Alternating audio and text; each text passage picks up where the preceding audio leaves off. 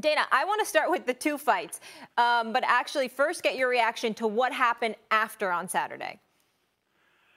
Yeah, well, it was a great card, you know, a great event to be at, and then all of a sudden we knew that some things could happen after the fight, so we had everything in place to make sure that that didn't happen.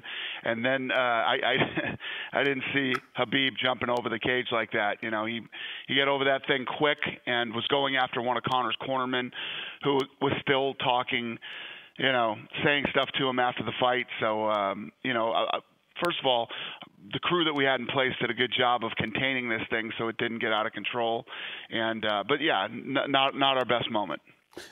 Dana, when you listen to Khabib talk after the fight, it was almost as if he felt completely justified. He talked about Conor McGregor in his camp, talking about his religion, his country, his own father, for crying out loud. He brought up all of that stuff somewhat as justification. Although he was apologetic, his mentality is, I was going after them. This is the kind of stuff that they were doing to me. What do you say to that? Right.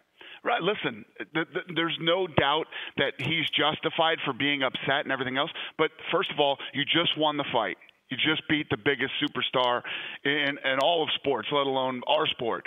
You know, you just beat him in front of the whole world. The whole world was watching. And it really wasn't about him and Conor at that moment. He was going after one of his cornermen. But the only one that's going to get hurt out of this whole thing is Khabib. Now he's got to go before the Nevada State Athletic Commission. They kept his purse.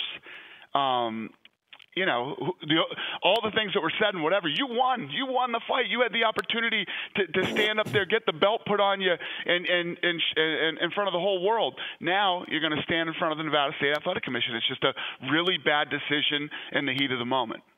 Dana, there's something about a fight, I tweeted about this, like in a Game of Thrones trial by combat kind of way that makes you feel like the winner has the moral high ground. And Nurmagomedov proved his point in the octagon and then kind of gave it away. I get that. But I want to focus on, like, the moral high ground by the antics afterwards. I want to focus on the performance itself.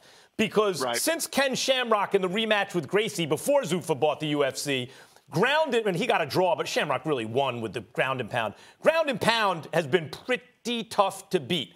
And I'm thinking about Nurmagomedov, that performance last night in his career so far.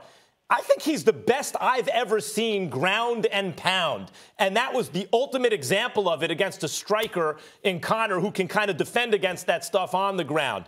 Is he the best practitioner of ground and pound in the history of the UFC? Yeah, the thing about him is once he gets a hold of you, takes you down, you know, he has that unbelievable pressure where he stays so close to you, you can't move. And then once he gets in position, he destroys you. And even when he started wearing Conor down and they stood up, he was beating Conor boxing. Like the striking stuff in the middle of the ring, Conor was landing some stuff here and there, but not really much that bothered him. He was the one landing the crisper shots because he'd already worn him down on the ground. I mean, the best pound-for-pound fighter in the world right now? Yeah, definitely. And what he said was his corner told me that what the plan was to go in there, wear Conor out, and then he wanted to knock him out standing. That was what he really wanted to do. You know, but you go in and you know, obviously taking Conor down and finishing him that way was much easier. So he did what he always does. I want to go there's back. a lot of guys who fight. There's a lot of guys who fight that style that make it very boring. There's nothing boring about the way Khabib fights and wins. Well, there's no question about that. Certainly wasn't the case Saturday night. I'll give you that. I wanted to go back to what one of Khabib's quartermen said. He talked about, you know, they were just decrying what Conor and his camp were doing. And then there's a quote that I'm reading from USA Today, and it says, let's be real here. The UFC promoted this fight with the videos. They didn't promote this as going to a golf tournament. They promoted this as a fight, once again, giving not just only justification to Khabib feeling the way that he felt and choosing to go after them the way that he did, but also pointing to the UFC as being somewhat culpable about what transpired. To that you say what, Dana White? Dumbest quote I've ever heard in my life. You're an idiot, whoever wrote that. This is a fight. And the way that we promoted this fight was exactly the way that this thing played out.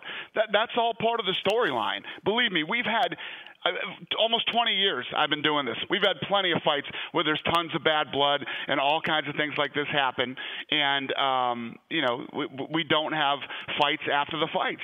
We have scuffles with guys in the back. I mean, this is the fight business, and a lot of people don't like each other. Yeah. That's just that's a stupid opinion. Dana, you're going to be mad when I said it, but I kind of love what Khabib did. That he went out there and he just showed his heart, and he's not going to play, and he's going to go after the guy, and he kind of retaliated. But that's just coming from a fan's perspective. But can we expect? No, I understand, and a lot of people feel the way that you feel. Yeah, it makes me root for him. I got to be honest with you. But you know who doesn't like it? The Nevada State Athletic Commission, and that's where the problem is. Dana, what about a rematch? First of all, he has to go before the commission. We have to see what's going to happen with Khabib with this whole mess. But Conor McGregor has already called me wanting a rematch. Dana, an immediate rematch, or are you going to build him? Can Conor build himself up a little bit before an immediate rematch with this guy? I don't. That's what she just asked me, and I said that's what Conor has asked for. We'll see what happens with Khabib and what's next. I mean, Tony Ferguson looked amazing. Those two have been lined up to fight, 3 different times, and it hasn't happened. So we'll see how this thing plays out.